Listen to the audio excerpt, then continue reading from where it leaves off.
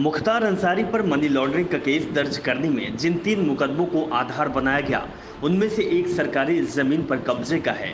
खास बात यह है कि न सिर्फ उसने सरकारी जमीन पर कब्जा किया, बल्कि उसी पर आलीशान गोदाम बनवाकर सरकार से ही सालाना 1.5 करोड़ किराया भी वसूला।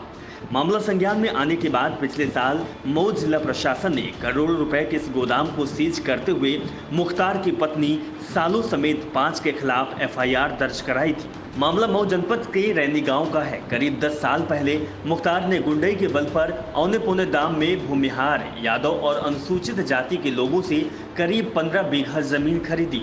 जमीन उसने अपनी पत्नी अफशा अंसारी, बिजनेस पार्टनर सरजील राजा उर्फ आतिफ अनवर शहजाद जुग के नाम ली गई। इसके बाद जमीनों के अगल बगल स्थित ग्राम सभा को कई बीघा जमीन पर ही कब्जा कर लिया गया। 2 साल में यहां आलीशान गोदाम बनाकर खड़ा हो गया। इसके बाद फूड कॉरपोरेशन ऑफ इंडिया यानी कि एफसीआई को यह गोदाम 1.5 करोड़ सालाना किराए पर दे दिया गया। 7 साल तक किराए के रूप में इस गोदाम के माध्यम से 10 करोड़ से ज़्यादा रुपए वसूले गए।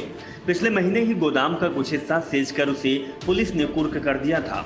सरकारी जमीन पर अवैध कब्जा कर गोदाम बनवाने के मामले में मऊ के दक्षिण टोला थाने में विकास कंस्ट्रक्शन के नाम से केस दर्ज कराया गया था।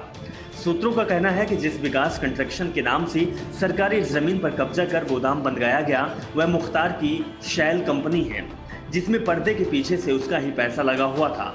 कागजों में जिसका मालिक मुख्तार का बिजनेस पार्टनर आतिफ था। सूत्रों का यह भी कहना है कि ईडी को मुख्तार की ऐसी ही कई शैल कंपनियों के बारे में जानकारी मिली, जिनके जरिए वह अपने ब्लैक मनी को वाइट करता था। मुख्तार पर मनी लॉन्ड्रिंग का केस दर्ज करने के आधार बनाया गया। दूसरा मुकदमा विधायक के निधि के दुरुपयोग का है। इसी साल मऊ के सलाय खंसी थाने में इस मामले में मुख्तार समेत 5 लोगों को नामजद कराया गया था। आरोप है कि सरबा गांव स्थित 3000 वर्ग गज जमीन पर गुरु जगदीश, जो कि बैजनाथ पहलवान उच्च माध्यमिक विद्यालय के नाम पर विधायक निधि से 25 लाख रुपए निकाले गए, लेकिन स्कूल बना ही नहीं।